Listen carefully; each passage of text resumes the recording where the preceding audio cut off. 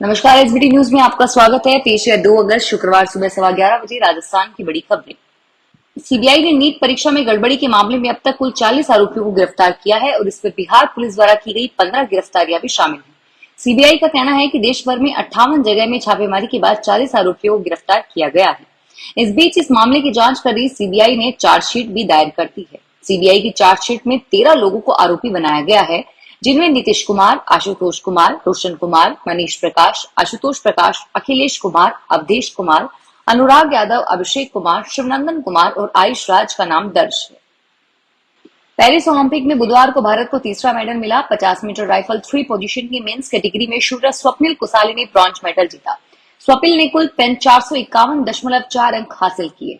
स्वप्निल कुसाली 2015 में कुवैत में हुई एशियन शूटिंग चैंपियनशिप में 50 मीटर राइफल प्रोन 3 इवेंट में गोल्ड मेडल जीत चुके हैं। उन्होंने 59वें नेशनल शूटिंग चैंपियनशिप में गगन नारंग और चैन सिंह जैसे शूटर्स को हरा चुके हैं।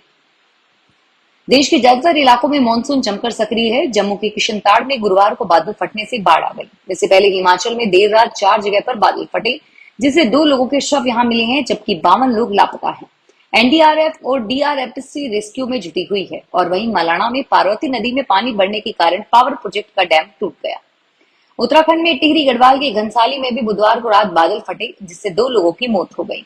केदारनाथ में बादल फटने से यात्रा रूट पर 30 मीटर की सड़क मंदाकिनी नदी में समा गई। यात्रा रोक दी गई है और 200 से ज्यादा लोग फंसे हुए हैं। राजस्थान पुलिस की क्राइम ब्रांच ने श्रीगंगानगर से भाजपा विधायक जयदीप बिहानी और उनके निजी सदस्य सहित अन्य लोगों के खिलाफ एक चिकित्सक का अपहरण कर मारपीट करने के मुकदमे की जांच शुरू कर दी है।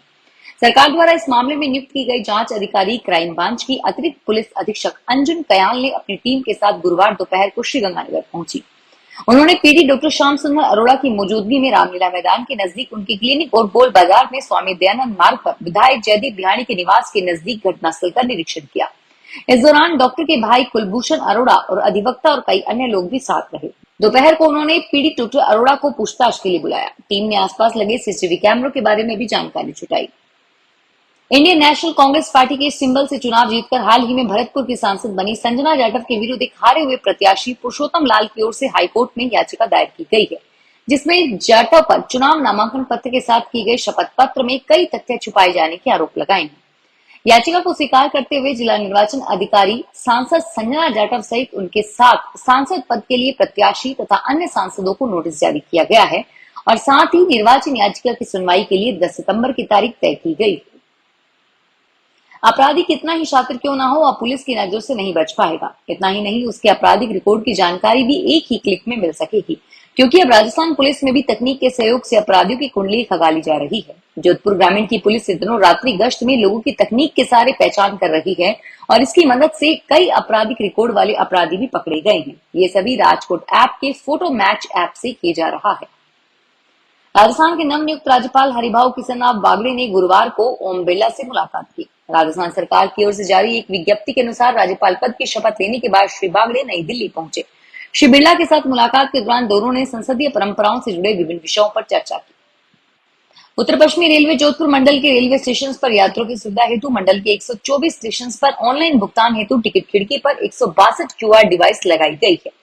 वरिष्ठ मंडल वाणिज्यिक प्रबंधक विकास खेड़ा ने बताया कि मंडल रेल प्रबंधक पंकज कुमार के दिशा निर्देशन में 124 स्टेशन पर ऑनलाइन भुगतान की सुविधा चालू कर दी गई है। राजस्थान की वित्त मंत्री दिया कुमारी के परिवर्तित बजट में सवाई माधोपुर जिले के भगवतगढ़ कस्बे में कन्या महाविद्यालय खोले जाने की घोषणा हुई है, जिसमें भगवतगढ़ कस्बे में कन्या विद्यालय खोलने से लोरवाड़ा, झोपड़ा, सिरोही, बनोटा, गिरधरपुरा और आसपास के 1 दर्जन से अधिक गांवों की बेटियों को घर के नजदीक अध्ययन की सुविधा मिल सकेगी। जोधपुर उप मुख्य चिकित्सा अधिकारी डॉक्टर प्रीतम सिंह सांखला ने ओसिया ब्लॉक के कई स्वास्थ्य केंद्रों का निरीक्षण किया। डॉक्टर सांखला ने उप जिला अस्पताल के बाद नेवरा गांव, श्री रामनगर सहित स्वास्थ्य केंद्रों की जांच की और वहीं नेवरा गांव के स्वास्थ्य केंद्र में सीएचओ ही उपस्थित नहीं मिला, लेकिन उनके द्वारा रिकॉर्ड संधारित करना नहीं पाया गया। राजस्थान के प्रमुख शासन सचिव कृषि व उद्यानिकी वैभव गलारिया ने श्रीगंगानगर की फसल किन्नू के बारे में जानकारी ली। इसमें बताया गया है कि श्रीगंगानगर कृषि प्रधान जिला है। यहाँ का मुख्य रोजगार खेती हेतु किन्नू है। किन्नू से जुड़े कई लोग इस क्षेत्र में लगे हुए हैं।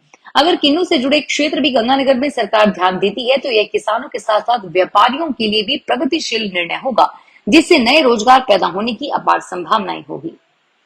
जयपुर शहर के बाद बस्ती उपखंड के बासखो में प्रसिद्ध धार्मिक स्थल नई नाथ धाम पर सावन माह के कृष्ण पक्ष की चतुर्दशी पर भरने वाला 3 दिवसीय मेला गुरुवार से शुरू होगा।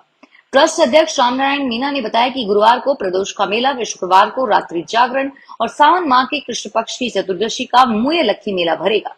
मेले की व्यवस्था को लेकर प्रशासन व नई नाथ सेवा ट्रस्ट ने तैयारियां पूरी की है।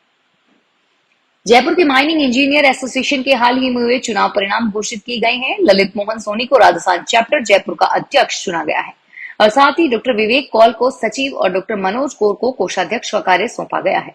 जयपुर के मानसरोवर से संध्या के कार्यकाल में हुई एजीएम में हाल ही में संपन्न हुए संस्था के चुनावों का परिणाम घोषित किया।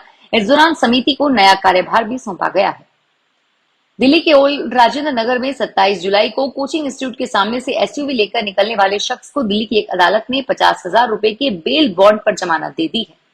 मनोज कथुरिया को सोमवार को गिरफ्तार किया गया और उन पर आरोप था कि उन्होंने राजेंद्र नगर में पानी भरी हुई सड़क पर तेज रफ्तार में गाड़ी निकाली, जिसकी वजह से कोचिंग इंस्टीट्यूट के बेसमेंट का दरवाजा टूट गया और पानी बेसमेंट में भर गया।